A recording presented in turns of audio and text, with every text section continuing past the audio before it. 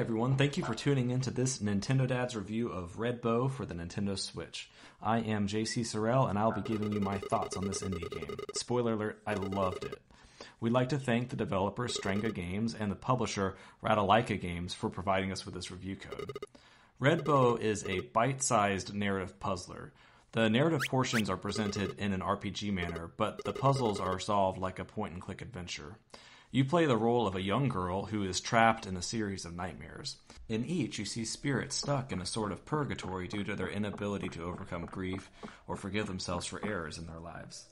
As you explore, you find items that you add to your inventory, and depending on how you apply those, the results of each chapter will change. The game is only about 2 hours long to play through, and it has a tidy 78 megabyte download size. The 16-bit pixel art is beautiful, and the music is incredible. It's reminiscent of music I remember from Final Fantasy III, and though there's not a great variety of the tracks you hear in Red Bow, and they do repeat themselves, I never found it a bother.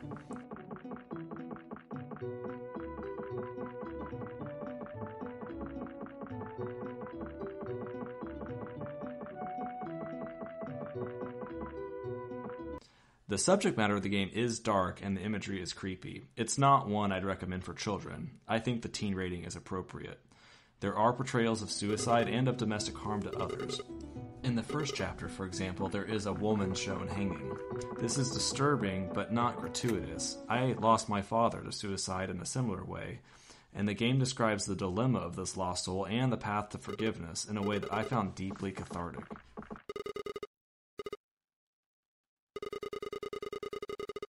The controls are straightforward and the puzzles are challenging but solvable. For example, in one chapter you find a cat in a window with a key around it, firecrackers, a lighter, and a clue that triggers a memory that someone you knew once scared away an animal with firecrackers. It doesn't take a great deal of intuition to figure out what it wants you to do from there, but there's just enough of a step for the player to take that I felt a sense of accomplishment when I did it. This was a welcome relief, because I had just wrapped up another adventure game where all I could really do, short of going through a walkthrough, was just pounding random items in my inventory into the odd-shaped narrative slots that the other game gave me. Red Bow gets it just right.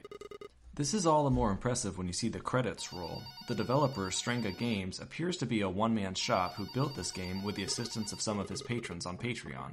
What he put together is remarkable, and it's inspiring too.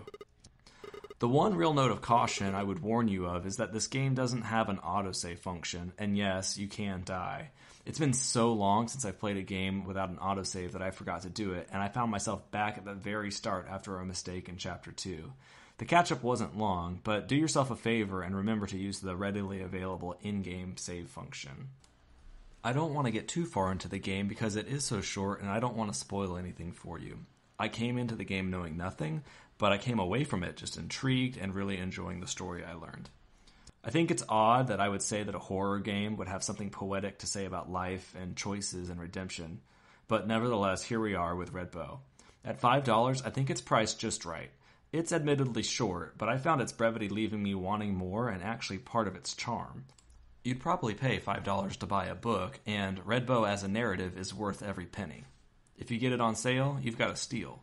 We hope you've enjoyed this Nintendo Dad's review of Red Bow. You can listen to the Nintendo Dad's podcast every week on iTunes, Stitcher, CastBox, or your favorite podcast player.